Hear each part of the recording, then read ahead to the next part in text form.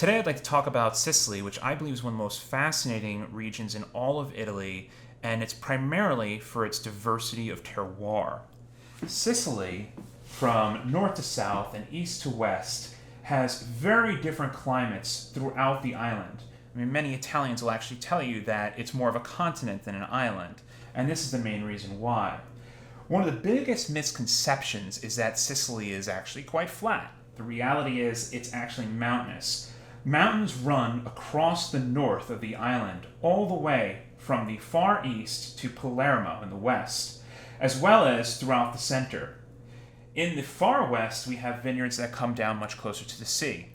And this is where we have Mediterranean influences as well as warm air masses blowing up from northern Africa. As we move down along the southern coast, we find Cereswalla di Vittoria. Now, Cereswalla di Vittoria is actually one of the most important DOCs in Sicily today, making wines of place, single vineyard wines, and more important, wines that can last over a long period of time. And then from there, as we move back north, we're back in a mountainous region, and we find ourselves around Mount Etna. Mount Etna has a drastically different climate.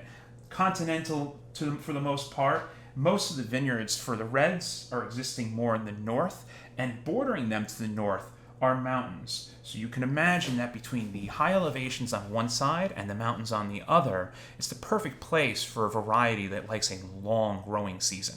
Sicily is able to excel with a large amount of grape varieties, both international but also indigenous.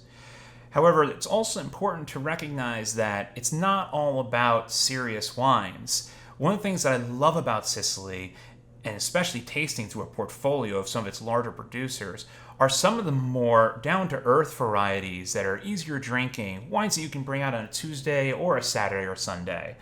White varieties like Zibabo, Catarratto, and Grillo make juicy, fresh, fruit-forward wines that will easily stand up to a diverse array of cuisine. From a red wine perspective, staying in the fresh category, we're looking more at Frappato. Now, Frappato is sort of like the Beaujolais of Sicily.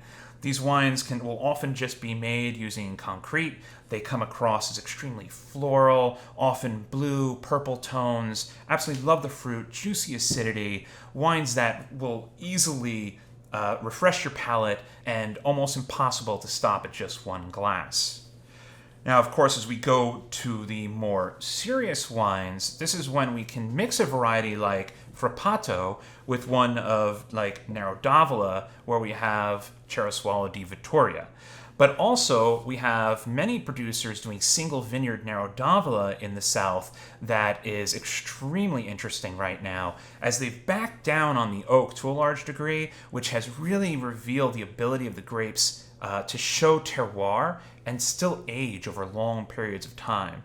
I've experienced many Nero d'Avolas at the age of 20 that are still drinking beautifully. Staying more in the serious category, we can of course go to Etna, where we have Nerello Mascalese, as well as Carricante.